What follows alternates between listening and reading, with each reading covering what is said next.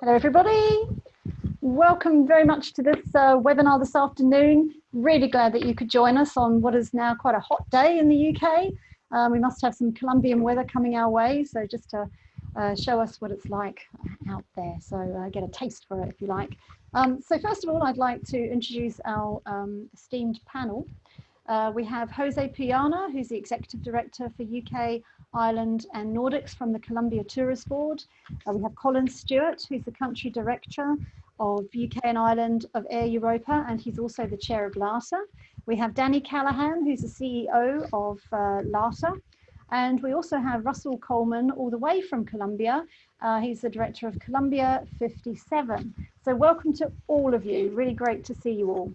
So first of all, just like to sort of give you an idea of the background of our esteemed panelists here who will be speaking today and explaining just how Colombia is going to be opening for international tourism.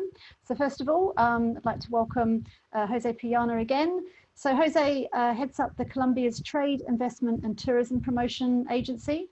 Before joining, Jose had several managerial positions in the Colombian government, such as the Undersecretary of Education of Bogota and Head of International Affairs Office at the Ministry of Education.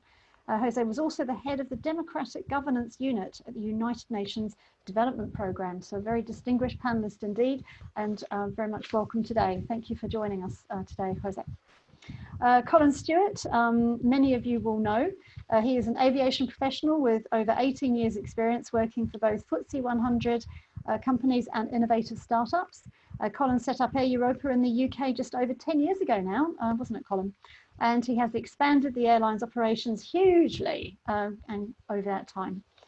Colin also chairs Lata. Now, Lata is a membership association that aims to promote Latin America as a tourist destination and stimulate growth of travel to the region. It has 360 members, including tourist boards, airlines, hotels, representation companies, and tour operators. And I'd also like to welcome Danny Callahan, who is in fact the CEO of Lata. And Danny is with us. He's going to manage any of your questions that you might have coming through on the chat. So Danny will be there in the background answering as much as he can, or bringing them up forward to the panel as well for any questions that you might have. And all questions are welcome. You can either put it through the chat or you can do it in the Q&A, so whichever is fine. Finally, as I say, we've gone live to Colombia today. So good morning, Russell. You've already had your cup of tea and a cup of coffee, so a tea and a coffee.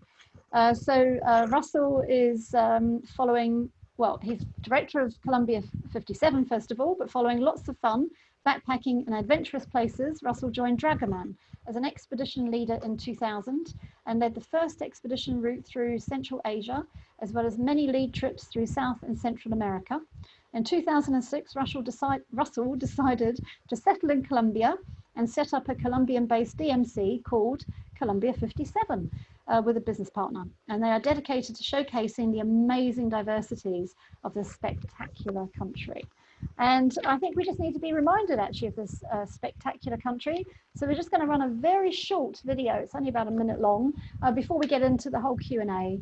And then we can sort of, I'll come back to you in a moment. So we'll just run this video for you. Today, all we wish for is to meet once more. Just like pauses in music are a key part of the melody. The rhythm of Colombia and our destinations are taking a break, so that you may find them renewed, confident that they've taken the best of care and that you'll enjoy them like never before. Because the one thing you can definitely count on is that you'll meet once more with our unshakable rhythm, with our joyful warmth. We'll meet again soon. And we certainly will be meeting again very soon. So welcome back to our esteemed panelists here. And first of all, what we're going to do is we're just going to travel literally from the airport all the way over to the wonderful Colombia. And of course, we've got to start off with Colin then for the whole airport and aviation experience. So Colin, you're still on mute for the moment. So there we go, that's cool. So tell us, what can we expect even just starting from the airport? From the airport. Hi, Julian. Hi, everybody. I guess for anyone traveling under the current environment with COVID, there will be lots of familiar aspects of travel, but with some interesting changes as well for you to be aware of. So if I just walk you through some of those as you go through the airport and what to expect, and also then what Air Europa, what we're doing on board to help mitigate the COVID situation, and that might help provide an overall picture of the experience. So I think the first thing to say is obviously before you go to the airport, or your passengers go to the airport, if they are having any symptoms whatsoever, to not travel. But if everything's fine and all good, then obviously as you enter the airport, give yourself a little bit more time just to go through the process of the airport, just to make sure that all the necessary protocols that have been put in place at the airport are able to be met. As you know, or maybe don't know, the wearing of a mask is now mandatory at the airport, and that will be checked and managed at each airport. Especially we operate at Gatwick Airport, and I know that that's certainly happening at Gatwick Airport. That passengers will be checked and will be asked to wear a mask. As you go through the airport, you will notice that some of the check-in desks will have screens up to protect the passengers as well as those operating the flights, the check-in staff, to make sure that that's safe. The crew and the staff will also be wearing masks. We're trying to remove any touch points where possible. So you may be asked, or your customers may be asked to show their identification and to handle it themselves and use any digital screening that's available. To maybe put on their own luggage tags on their luggage and put their own bag on the belt to avoid any cross-contamination. Those passengers who are actually traveling need to connect to their aircraft via a bus or a transport bus. Those buses have been regularly cleaned. They are, ensuring that there's enough social distancing provision on board as well, and so that there's no risk for the customers and the passengers to be in close contact with each other on those transfer buses. Once you get to the aircraft, obviously Air Europa, we will provide those customers that for whatever reason don't have a mask or aren't able to have a mask. We will provide them with a mask and a hygiene kit that will allow. Does it have a logo on it? The logo, yeah, maybe that's something we need to look at. Is to have it branded Air Europa. That's a good point, Julie. I'll have to make a note of that. And also a hygiene kit where you can wash your hands, clean your hands, and but that's provided to you when you board. Some of the things that we're doing on board to ensure that there's again health and we're managing the spread of the virus is that we'll provide the food on board. It's cooked to a very high temperature during the flight, and then we'll provide the sealed bags of the food to each passenger with dedicated bottles of water. So there will be that will be one of the measures we're taking. We've also can I just go back to before you get on the plane? Do you need to get to the lounges much earlier? Some so at Gatwick Airport, we're operating out of it was always South Terminal, but the Gatwick Airport have shut South Terminal, so all airlines in Gatwick are operating out of the North Terminal. The VIP lounges, some of them are closed, so they're currently not in operation. And so for our business class passengers at the moment, there is no VIP lounge access at Gatwick Airport. And a lot of the lounges that are open, depending on where you're going, they will have certain protocols in place for social distancing, etc. So that's the current situation at Gatwick for Europa, is that the VIP lounge is not currently open. They're looking at reopening probably September or October. Okay. Yes. So again, we've removed all the touch points. So newspapers and magazines that we'd usually hand out to customers as they arrive on board, we've removed those. Blankets are packed and removed after every flight and replaced with new blankets for the next flight. And we ensure that all of our catering on board that our provider, Gate Gourmet, that they are meeting and highlighting the key standards of hygiene that we would expect. And we are in contact constantly with all of the countries' health organizations, because as you can imagine, depending on where you're flying to, we're obviously here to talk about Colombia. Then there are certain restrictions in place for each of those countries. So as an airline, one of the questions we tend to get is about what about the air on board? And I think for us, it's important that our aircraft are fitted with some of the most high-tech equipment and air filters in the skies. So the air is constantly changed and moved around using HEPA filters. And what that means is that they're as secure and as safe as those used within operating theatres and hospitals. So actually on board, when you've got your mask on, the air is constantly being refiltered as you fly. And so actually, you shouldn't worry about that as a traveller. Can you take on hand luggage as well? Some airlines are saying no hand luggage, but hand luggage is okay? Yeah, and so again, through Europa, the hand luggage is allowed, but obviously we're kind of restricting that to make sure that there's no unnecessary touch points or additional luggage being carried on board. And again, the key thing is to make sure that you just check with your airline in terms of the conditions before you travel. I think that's always a good piece of advice.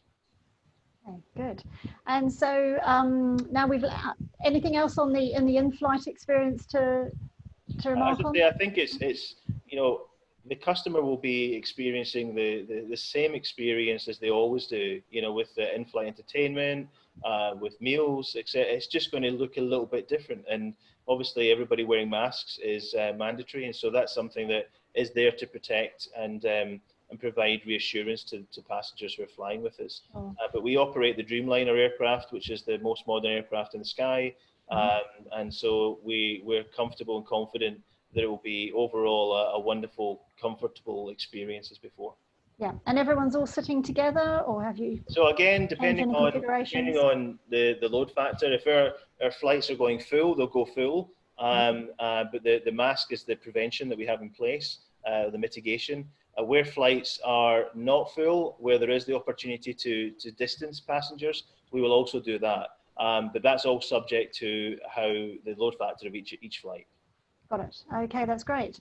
So perhaps could I just ask a question? Yes, actually, sure. Presumably, I mean, obviously there's a slight conflict between wearing masks the whole time and eating and drinking on board. So I presume it's what you take your mask off for as short a time as possible to take your refreshments, is it? And then it has to go straight back on? Yeah, I think we would ask passengers to be, use common sense in that scenario and to eat their food and drink their drink.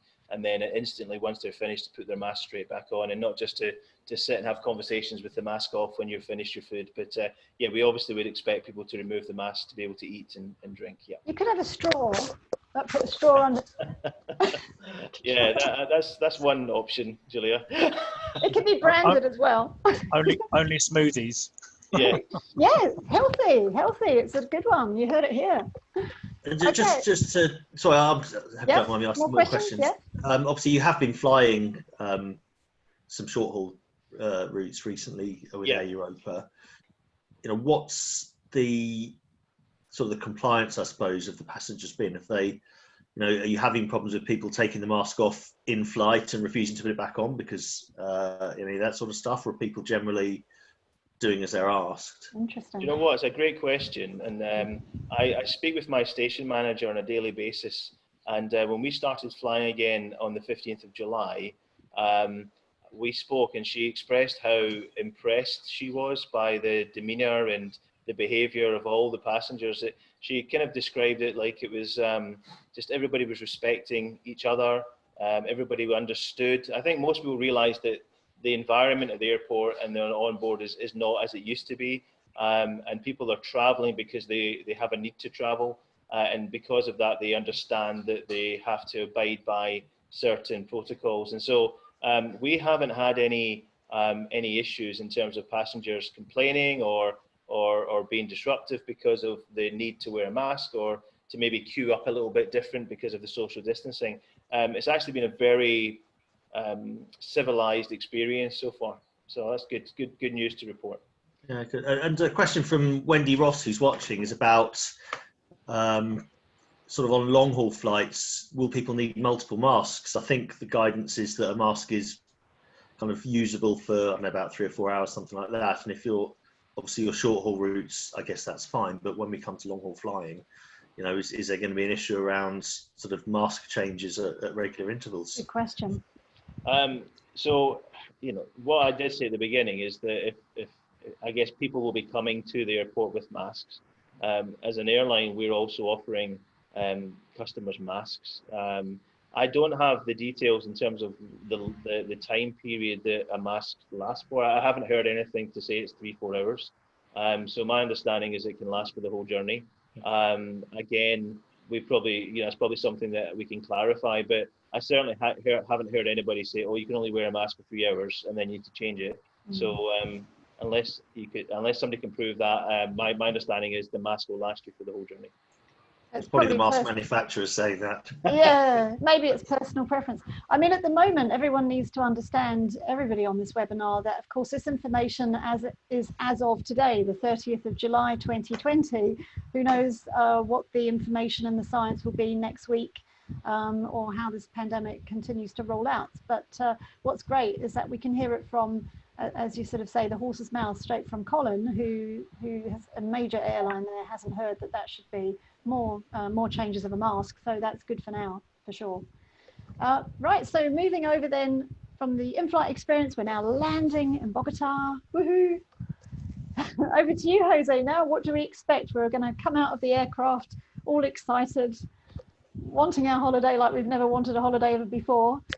What's happening? Exactly. Well, thank you very much, Julian. Thank you very much for having us here. It's great to be sharing a panel with Colin, Russell, and Danny, and of course being able to talk about Colombia and the importance of Colombia and of tourism for our country, and the way in which we're really looking forward into opening up again and receiving thousands of tourists as always. So I would probably begin saying there's been already a lot of decisions taken about protocols. So we have general protocols for the industry, and we have particular protocols for specific parts of, let's say, the journey. So in particular for airports, of course, there are already protocols in place, and they will be in place naturally when we start receiving tourists, hopefully after the 1st of September, when we are set to open up for commercial flights. So I'd probably say once they land, and to guide them a little bit, I'll tell them a little bit about the infrastructure, about what they'll find in the airports and how the airports look like, which is not massively different from what Colin has already explained in the case of London. And in fact, the protocols that Colombia has approved have been and have taken several international practices into account for designing the protocols, which is, of course, and most of it is, of course, common sense in many ways. So they'll find airports that have been thoroughly cleaned. They'll be constantly disinfected in most of the areas, and protocols talked about disinfection every 3 hours. People and the staff need to, of course, wear several aspects regarding biosecurity and certain PPE, particularly face masks. Everyone in the airport has to wear a face mask, and some of the staff regarding certain aspects of their job need to wear gloves as well. There'll be clear norms about social distancing inside the airport, hopefully 2 meters in when possible, if not 1.5, but ideally keeping social distancing as a criteria when you're in the airport. Airports are taking measures in regards to ventilation. Colin mentioned that in regards to airplanes, which is one of the aspects that are concerning people a lot.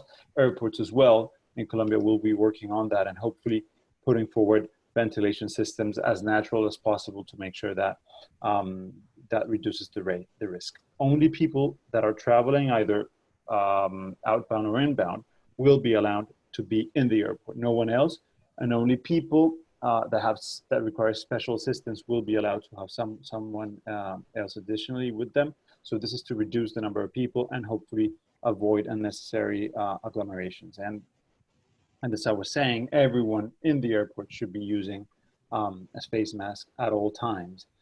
again, using their common sense when needed. There will be, and yeah, sorry. I was going to say, are you taking temperature checks as people So come through? Yeah. That's once they leave the plane. So let me get there. But before that, I just want to paint a little bit of a picture of the airport, what they'll find. And again, there'll be some barriers in the counters, and hopefully passengers that arrive won't be able to reach the counter. But if they do, for example, if their luggage doesn't arrive, they'll find, as in the case of London, that there'll be some modules and divisions. And finally, hopefully, of course, there will be commercial areas for passengers arriving, but in general terms, we will be avoiding agglomerations in commercial areas as well. So hopefully 1 or 2 people at a time. So once they land, the first thing, and they will be guided to do, is leave as soon as possible the airport. So trying to do the whole process as fast as possible. That's good. They'll be taking temperatures as soon as they land. So as soon as they leave the aircraft, this will depend, of course, upon the airport, because Europa is actually already flying different destinations in Colombia. So it will depend exactly where upon the airport, but they will be taking temperatures, of course, upon arrival. And there will be very clear indications as to the route out of the airport, hopefully, again, leading to a very fast and seamless process. In the case of passengers arriving from abroad, they will have to go through migration processes, and of course, social distancing will be kept at all times. And again, in the case of queues, the recommendation is to have at least 1.5 meters between each of the people in the line. So that is going to be followed up constantly. Of course, passengers in London might not have shown symptoms, but if they land and they have shown symptoms, they should be, of course, indicate that to the authorities, and they'll be guided to a special area. And of course, they will get an exam and have a special follow-up. And there's a special protocol for any passenger arriving with symptoms. Hopefully that won't be the case, but there's always a risk that symptoms arise during the flight. Start flight. And as to the luggage process, that will hopefully take, again, the idea is to make it as fast as possible and to make sure that passengers can leave the airport as soon as they can. So that's a little bit what they'll find once they land. And would you be quarantined if you did have symptoms? No, they won't. Oh. There's no. I mean, if you have symptoms, yes, of course, you will be asked to self-isolate if you have symptoms. Okay. If in not, a special hotel passenger. you provide, or so each of the airlines, of course, will have to, and the airport will have to provide specific details for that. Okay. But I mean, hopefully that won't be the case. But yes, if passengers arrive with symptoms, they will be asked to self-isolate. Gotcha. Jose, if a passenger on a flight does arrive with symptoms, are there any implications for other people on the same aircraft? Oh yes, good question. Well, that's a very good question. The protocols actually don't mention that in particular. What there is in place is, of course, a track and trace mechanism. So they will have to leave their details. And at the time, there isn't guidance, but there might be in the future. For example, the requirement to make tests after you arrive and that sort of thing. But you will have to leave your details, and hopefully they'll be tracing after you arrive. Okay, so now we've picked up our luggage. We're about to leave the airport. Woohoo! How do we leave? So, private taxi? So there's each of the Hotel airports have specific arrangement for transport. So if you land in Bogota provides either bus service. Of course, there will be public transport. Again, a lot of common sense in that. You have to wear face masks. You have to have socially distance. There are also, and this is the case of Bogota, there'll be access to taxis as well. If you're traveling with a tour operator such as Colombia 57, for example, they would probably arrange transport for you. So it depends on the sort of trip that you arranged. But these options will be available, and for them as well, the industry has created protocols. So these cars need to be thoroughly cleaned and disinfected constantly, and of course there are several details in regards to transportation as well. Cool. And so then when you get to, let's say, hotel for now, and there's other kinds of accommodation, what is a typical kind of COVID protocol for the hotels in terms of checking in or room cleanliness and that sort of thing? Is there? I don't know if Russell wants to answer that one? wants to take the hotel bit. Okay, let's move to Russell. Yeah. Well, from here in Colombia morning, everybody. I know there it's afternoon, but hello from Colombia. I mean, specifically in terms of hotels. I mean, I think, to be honest, what people are going to encounter is similar to what they've either seen on television, news, or been experiencing as being on the opening up process. So in terms of hotels, I think primarily what you're going to see or be aware of as a client or a customer or a guest arriving is kind of increased sanitation. And the implementation of social distancing practices and social distancing norms. I think they're the two things that you're primarily going to be aware of. So, for example, at the check-in point, it may well be, as Colin was mentioning at the airport check-in, that there could be some kind of plastic or perspex screen, kind of physically separating the check-in staff from the guests, obviously for the guest protection and for the staff in the hotel as well. I think what you'll also likely see is perhaps a little bit less of the physical, or reduction of the physical contact as much as possible between hotel staff and guests. The check-in process is likely to be much more paperless than it has been in the past. Again, checking things like passports, it's likely that people will hold their own passports and show that to the check-in staff. It's possible as well that each individual hotels will have their own check-in protocols, and that could involve temperature checks, and will also obviously involve taking the details of passengers or guests who are staying in the hotel.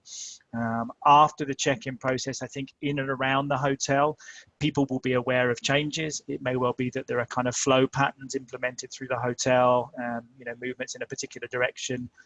In social areas as well. I think you're going to be aware of social distancing practices being put in place, whether that's the physical removal of furniture to physically keep people apart, or just signs or notices up on the wall indicating what social distancing norms are. And then I think in the rooms themselves, obviously in terms of cleaning, there's going to be a really high and vigorous cleaning processes that are put into place in terms of cleaning the rooms, and obviously all other parts of the hotel, but particularly in the rooms. But I think in the rooms themselves, perhaps the difference might be, particularly in some of the more luxurious hotels, is that perhaps some of those kind of decoration details, rugs, extra furniture, those kind of items may well be removed from the rooms. And perhaps also some of the amenities that we might be used to in hotels as well, bathrobes, slippers, etc., may be available on request at reception, and a lot of those items might be taken out of the rooms initially. But again, I don't see any, here in Colombia, I don't see any different rules being implemented in terms of hotels different to what we're seeing in Europe at the moment. I say it's primarily a focus on increased sanitation and then social distancing within those hotel areas, whether it inside or outside. Okay. I would probably complement with a detail that is actually quite interesting in regards to Colombia, is that Colombia was one of the first countries to approve a biosecurity stamp with the UNWTO support. This was announced about a month ago, and it's already under implementation. So this is a voluntary stamp, and again, it does provide a lot of information and trust and confidence for the traveler to know if, for example, a hotel in particular, or a certain tour operator, being a transport company or a restaurant, or the hotel, most of the hotels, of course, have the stamp. The stamp will make sure that an assessment has been made. Gosh, that's a fabulous idea. Of the protocol, and if they're yes, there's a logo. I can of course share it with you and yes. and everyone. So the logo will show if a particular operator is following the protocols, and it's of course going to be very, very strict in the sense of following each of those protocols. Airlines can also apply to the biosecurity. Right. This is from the United Nations, you just said. This is So not a Colombia thing, it's the United Nations world thing. It's a Colombian government stamp, but it was a whole process. The whole process was supported by the UNWTO. It might be replicated in other countries, and it's actually being considered as a good practice. But it was the first in Latin America, I believe, to exist. So I think it does provide some confidence to the traveler that measures are being taken and that there is strict assessment of those protocols. Okay, that's great. Well, perhaps you could email me the stamp or the logo. We can share the information with you. And I can share that with everybody afterwards, so you can see what that looks like. And that's a very sensible thing. And the fact it's United Nations and you've got one standard, I think that really helps the world, because this is a world problem, of course. Yes. Right, so let's have a look more into the destination, I suppose. So considering social distancing, what sort of areas of Colombia or attractions are really good to go? I think in terms of the context of all of Latin America, I think it's going to be a part of the world that is going to be popular as we start to come out of this COVID situation. I think it's a part of the world that lends itself to a social distancing type travel experience, particularly in Colombia. I think one of the really important facts with Colombia is that we've never been a mass tourism destination. It's very much a destination where numbers are based on people coming out on very cultural type holidays, wildlife, nature type experiences. And that means that numbers coming out to Colombia have never been the kind of mass numbers that you'll see in other parts of the world. You're never going to be in a situation in Colombia where you're jostling with thousands of other people trying to take that perfect holiday picture. And certainly as we come out of the COVID situation, there's going to be no desire from the Colombian government or from tour operators like us to be moving towards that kind of mass tourism. No. So in that respect, I think it's going to be a very good destination for people to come out to. Additionally, as well, and I'm sure Jose might have some extra information on this. I know the Vice Minister of Tourism at the moment is extremely passionate about pushing Colombia on a route of sustainable and ecotourism, which I think is a really good impulse that's happening at the moment. I believe in August there's going to be kind of like a roadmap that will be coming out where they will be showing the way forward for Colombia and the routes the path that Colombia is going to take towards a more kind of sustainable tourism, which I think as well is going to be something attractive in a kind of post-COVID or coming out of a COVID world. I think in terms of destinations, Colombia again is a part of the world that's going to be really attractive to people in the future. Just from a geographical perspective, I mean, we are a hugely diverse country in terms of culture, in terms of food, in terms of music, in terms of many aspects of society, but certainly something that we are very diverse on is in terms of our geography. And a lot of that geography, again, kind of leans itself towards being in places where you're in, nice wide open spaces, very few other people. I think of a few examples here. I mean, you've got the beautiful, stunning, endless plains of the Los Llanos cowboy area, which is kind of east of Bogota, amazing wildlife and culture. Then you've got the Amazon region of Colombia as well. I believe it's something like 20% of Colombia's land mass is Amazon jungle. Wow. So I think it's a part of the world where people overlook the fact that we have Amazon jungle here, but it's a stunning part of the country to visit. There are so many other destinations as well. I mean, I can't touch all of them now, but up on the Caribbean coast, you have the Guajira Desert Peninsula, which is stunningly beautiful desert region of Colombia with the indigenous populations and peoples that live up there and the culture that comes along with them. And then here in the coffee region, where I'm based, I mean, if I look out the window now, it's actually just beginning to cloud over a little bit. But if I look down towards my right, I can see kind of beautiful rolling hillsides and coffee plantations. And if I go upstairs and the weather's clear, I can see the snow-capped mountains of the Los Nevados Mountains off Oh, shame you can't put your camera outside and we can look right now. That would be Yeah. As I say, it's just clouding over a little bit. But I think in terms of destinations, I think we're a country that's going to lend itself. There's a lot of outdoors, a lot of rural, diversity of destinations that's going to be attractive to people as we move away from this COVID situation. So you can get lost in Colombia safely. Very, very much so. Very much so. Yeah. I think as well, the other important factor is accommodation. The tourism sector has been growing exponentially here in Colombia, and obviously a big part of that is the accommodation and hotel sector. We've seen a real boom in the last couple of years in terms of boutique hotels. So you can come out to Colombia and you could literally travel for a month or more, staying in really beautiful family run or locally run boutique hotels where you're never going to have more than kind of, let's say, 6 or 10 rooms. So the amount of people and interaction that you're going to have within the hotel, again, is going to be something that lends itself to travel as we start to open up again. Sounds fabulous.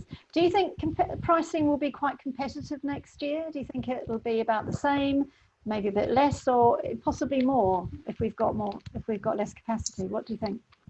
We're going through the process at the moment of preparing our 2021 tariffs. We're actually coming to the end of that process now. We've done it earlier this year than we normally would, obviously because of the situation we find ourselves. The focus is now very much on next year. What we're finding with the majority of our local partners, hotels, transport companies, etc., is the very minimum they're doing is maintaining this year's tariff, so 2020, for next year, 2021. So certainly there's not going to be any increase. A number of suppliers are actually decreasing prices. And then also there's a lot of kind of value added options as well. So hotels are offering, pay for 2 nights, get 3 nights, or guaranteed room upgrades, or other kind of value added incentives to be able to increase the value of the experience of when people come. The other aspect as well is obviously with the situation that we're in at the moment, it's affecting exchange rates. And at the moment, it's a very competitive exchange rate for coming from the UK, or coming from Europe or the US to come and visit Colombia. And the expectation is those favourable exchange rates will likely continue at least into the early part of 2021. So apart from the fact that prices will likely be next year at least the same as this year, or possibly even a bit cheaper, just based on the rates of individual services, there may be an additional saving as well because of favourable exchange rates. Right, fabulous. Okay, so coming back to sort of the travel industry and how it's actually faring in Colombia, Jose, is the government supporting the travel industry out in Colombia? That's a very good point, and I would like to pick up on the sustainability comment that Russell made. But before that, yes, we one of the first things we did when the pandemic hit Colombia and hit the world basically was to come up with a very concrete plan to recover in terms of international tourism, which has very clear sets of activities, one of which is supporting the industry all the way. And we've actually coined this expression that we're using constantly. It's in Spanish, but it sort of translates to use this time wisely to get ready for whatever comes in the future. So this is what we're doing. So we've put forward a program supporting the industry, particularly those parts of the industry that are not necessarily well prepared for whatever comes. So there's of course lines of funding. There's of course advisory services that are being provided to certain tour operators that want to up their game and of course be ready to offer world-class services after we open up. And there's been tax cuts for several parts of the industry. Particularly VAT has been cut almost across the board for the industry, allowing of course and creating some incentives. And part of that strategy of course is also what Colombia is going to offer as a destination afterwards. And I think the fact that, I mean, sustainability is not just a complement for Colombia. Half of Colombia is covered by forest, for example. 53% of our territory is a forest. And as Russell was saying, 1/4 of our country is covered by the Amazon. And Colombia is the second most biodiverse country in the world. And that is not something that we take lightly. We protect that, we want to protect it, and we want that to continue being the case. So sustainability and tourism are probably concepts that were not as related 10 years ago. They are completely intertwined in today's reality. And Colombia wants to position itself as that sustainable destination where you can actually go and discover nature, discover each of these regions that the country has, because as Russell was saying, Colombia is at the same time a Caribbean country, an Amazon, a country in the Amazon, a country in the Pacific, a country in the Andes, and that offers very different landscapes, very different experiences, of course, for travelers. And we want to enhance that. We want to leverage that to offer the best possible experience for tourists in terms of sustainability. So I think it's a very good point what Russell raised. And yes, he announced that we're coming up with a sort of white paper to show what's the road ahead for that. So happy to share that when it's announced. It will probably be launched either at the end of October or beginning of September. Fabulous, that's really good. And of course, I think flights, I'm not sure you mentioned, Colin, they begin from September, don't they? Yeah, so at the moment, the government has, I guess, restrictions at the moment. It'll be opening again beginning of September. So our flights commence. We're looking at starting 3 flights a week. We did have daily flights before COVID struck. So we're starting off at 3 flights a week into Bogota and 2 flights a week into Medellin from September onwards. And the plan would be to obviously phase that up in terms of frequencies over the coming months. So yeah, September is the start of when those commercial flights can start operating again. Fabulous, that's really good. Well, I think the chat has been fairly quiet, I've noticed there, Danny. No, we've obviously been too... Yeah. I put everybody to sleep. Maybe that's what it is, Russell. Maybe that's what it is. Just a point of clarification. Just regarding the face mask point, I did a bit of digging as well. So I was correct in the sense that, you know, from a mandatory perspective, a face mask is fine in terms of wearing it on the flight. But there is some recommendation from the European Aviation Safety Agency who suggest, and it is a suggestion and advice, that the mask should be changed every 4 hours. And so on Air Europa, on long-haul flights, we will provide a replacement mask to our passengers for any of those long-haul flights into Latin America. Okay. An excellent live update there, really. You heard it here first. That's amazing. Gosh. Right. Well, certainly, we really do invite you to put any questions at all for the panel. Now's your chance. Just pop it into the Q&A or pop it into the chat. Yeah, I have one. If I could maybe. Yeah, please do. So with Russell, you talked about pricing for next year, and DMCs and accommodation managing to hold their own, managing to hold rates or even possibly reduce them. Obviously, a big chunk of a Latin American holiday is the airfare, and I wonder is there a not really an Air Europa view, but a kind of an industry view on what might be the situation next year? And I know it's a really fluid situation. Yeah. Well, what I would say is that if you were to go on Air Europa's website now and look to book a flight in September, depending on the dates you're traveling, you can get a return flight to Bogota for under £500. So right. Really? But what's the website again? aireuropa.com. But there is some really. I think if you look at the industry, whether it's Latin America or globally, I think it's clear to say that every airline is building up and ramping up to try and incentivize people to fly. And there's a number of ways you do that in conjunction with the destination and the airport. But from an airline perspective, there will absolutely be some wonderful prices and fares on the market to help stimulate that demand. In terms of will that continue, I think it's like supply and demand. So the price elasticity of travel to Colombia, if there's additional capacity and more competition, then the price should stay low. If all of a sudden, there's limited competition and limited capacity, then the price will increase. So I think at the moment, I see some really fantastic offers into Colombia as well as Latin America generally. And so for those individuals, for those with the wanderlust in them, I think there's some real wonderful offers for them to take advantage of over the next couple of months. And you have some quite flexible fares, you were saying earlier as well. Sorry. Yeah, I think where the industry's gone again is that there is a lot more flexibility. There are these what we call light fares on certain routes, which removes the cost of baggage. If you are wanting to travel and don't want to pay for that bag, you can get fares that allow you to do that. So there is more flexibility than ever before for passengers. And as I said, in terms of good rates and good fares, it's like anything. Whether you're booking a hotel, whether you're booking a car hire, the more you research, the more you look at options and availability, the more likely you are to find some fantastic offers. And you fly a very young fleet as well, don't you, Colin? I think. Yeah. So Air Europa has one of the most modern fleet of aircraft in the world. We use for our long haul destinations, we fly the Dreamliner aircraft, the Boeing 787.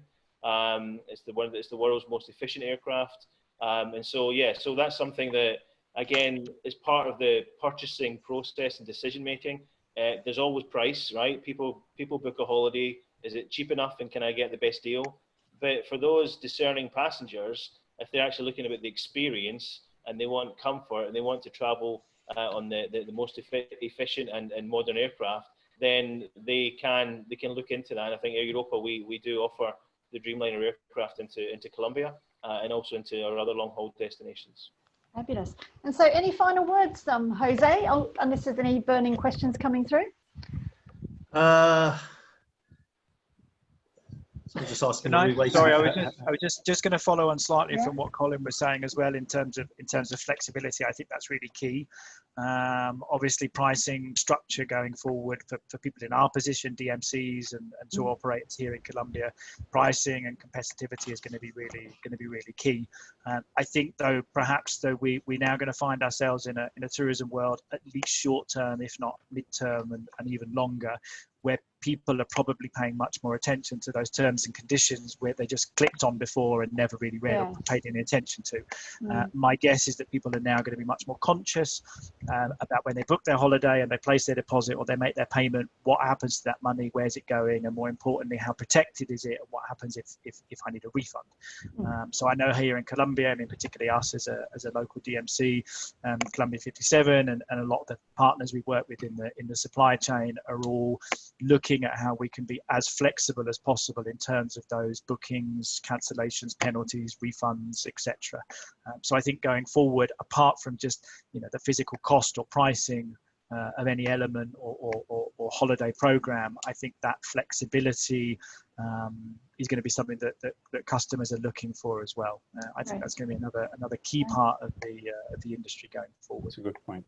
And just as a reminder, what types of travelers should we be recommending Colombia to? Wow. I mean, that's potentially a huge question. I mean, I think there are obviously, here in Colombia, there are different companies focusing on different types of tourism. There are companies here who are entirely bird watching orientated. There are companies here who are really kind of extreme adventure orientated. In terms of what we do, our clients tend to be kind of 50 plus age range and very much looking for kind of higher end cultural, outdoor, nature type activities. But I mean, there really is so much on offer here in Colombia. Yep. I had a conversation with a friend recently about all of the things that you can do in South America and that you can't do in Colombia. And the only thing we could come up with was skiing. Was the only thing we could think of that you can do somewhere in South America and can't do here in Colombia. Colombia is like a kind of microcosm of all of the rest of South America. You had a snow-capped mountain just outside your window.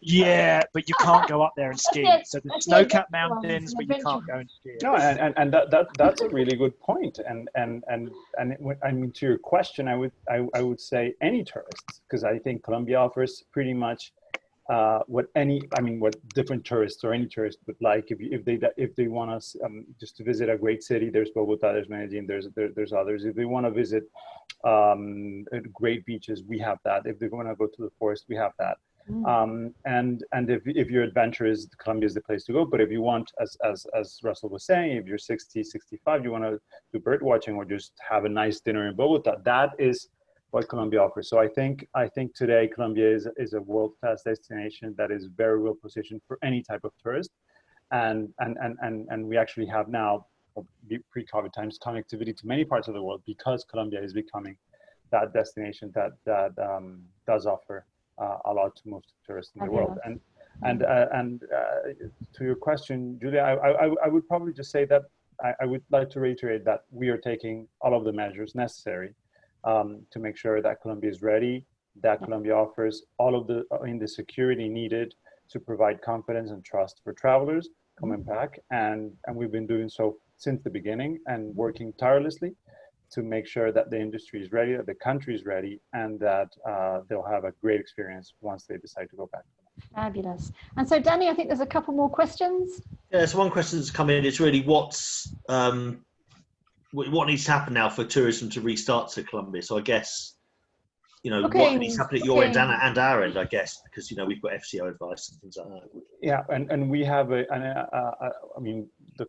government approved the sanitary emergency that will go until the 31st of August. So that's why flights will resume in the 1st of September. So very straightforward.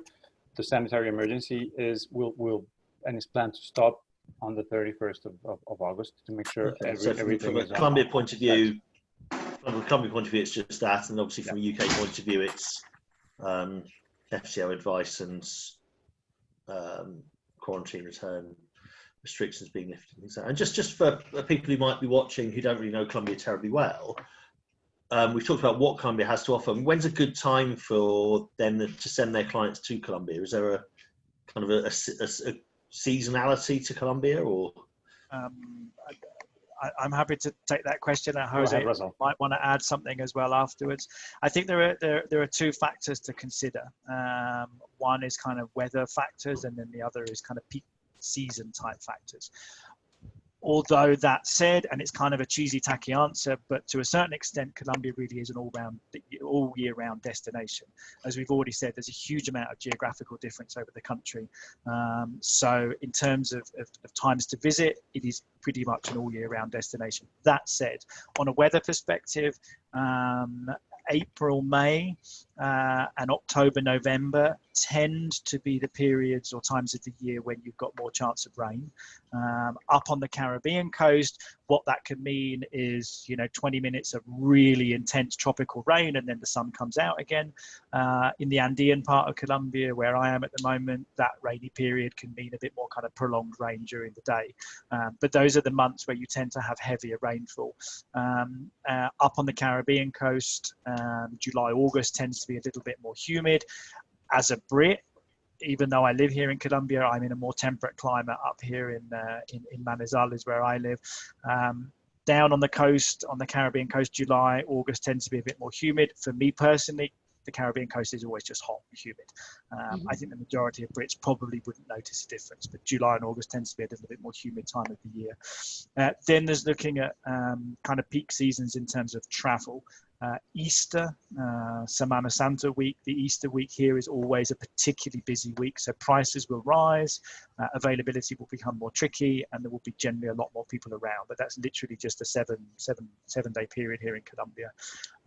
And then the kind of peak season in terms of domestic and international travel, the pattern tends to be that it's kind of early to mid-December through to kind of February, early March time is when you see numbers kind of particularly increasing. Again, there's a focus there on the Caribbean coast. Cartagena has become an incredibly popular destination to spend New Year with all the firework displays, and the restaurants have got all their seating out on the streets. So it's a really cool place to be for New Year. So that tends to be a very busy time. So like I say, you can kind of early December through until early March tends to be peak travel periods as well. Sounds amazing. And so any final questions before we close, Danny? Just one question about, we talked earlier on about the advantage of Colombia is that it's has lots of very rural areas where tourists can be well away from cities and from the madding crowds, as it were. There's a question about whether that has implications for access to medical facilities, presumably in the case of, a COVID incident with one of those passengers. I mean, I think I think at the moment what's happening is logically there's a process for opening up any country, and all countries are going through this at different stages at the moment. What's happening here in Colombia is there is an opening up now of national tourism, which obviously that's the first kind of logical step. And that opening up of national tourism is allowing national government, companies like us, all the various members of the kind of tourism supply chain to see how that process goes. We've got the added advantage of being able to see what's been happening in Europe over the last few weeks, months, in terms of opening up and kind of learn from their processes as well. So there'll be an opening up gradually of kind of national tourism and check to see how that's working and operating and the protocols, etc., so that when September comes, in theory, everything, the whole country is ready to open.